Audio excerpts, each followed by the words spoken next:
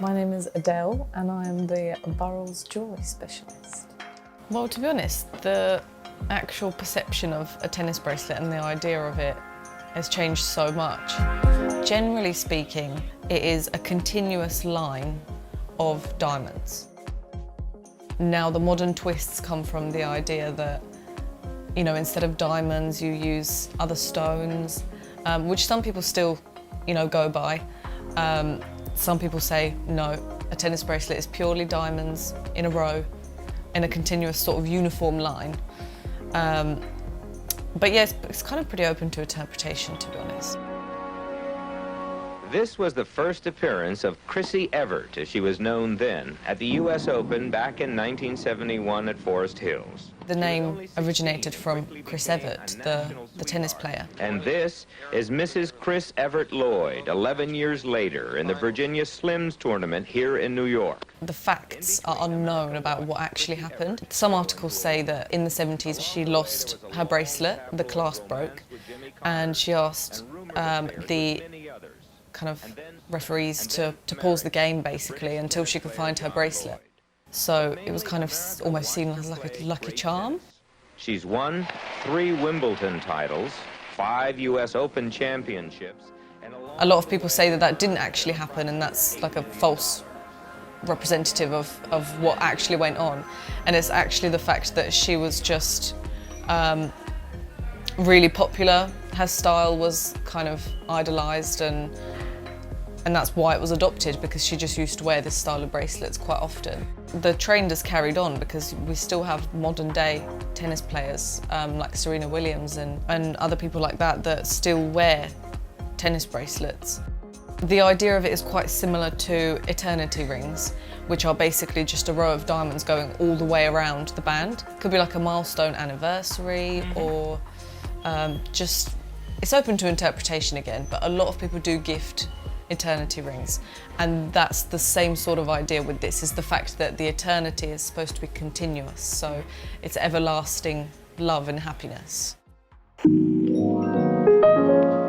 Generally speaking, tennis bracelets aren't designed for everyday wear.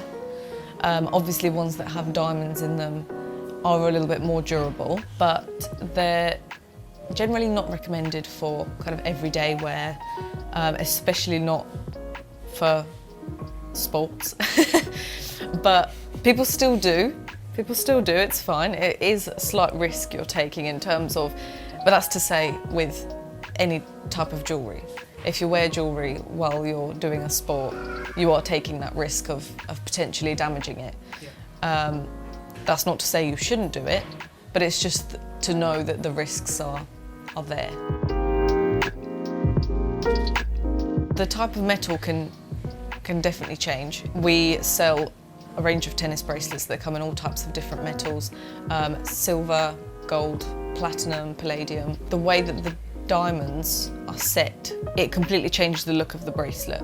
We've got something like this which is claw set, and this is a Swarovski one, so it's not actually diamonds, but it's their iconic Swarovski crystal. Or we do have this style of setting, which can be different, which is a rub over setting, which instead of having the 4 claws going around the crystal, it's kind of continuously over the edge of the crystal, so there's a little bit less of the crystal showing. Still got that lovely shine, but it's not as kind of exposed as the claw set style. So it's just up to preference at this point.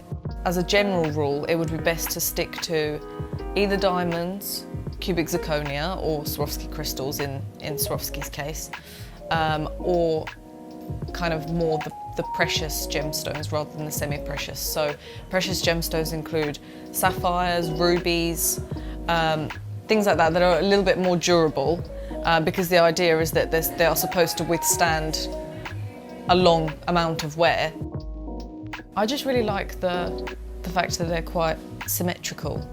I just feel as though you can layer it with other things, you can wear it with other things. It's quite sort of basic, it looks quite natural.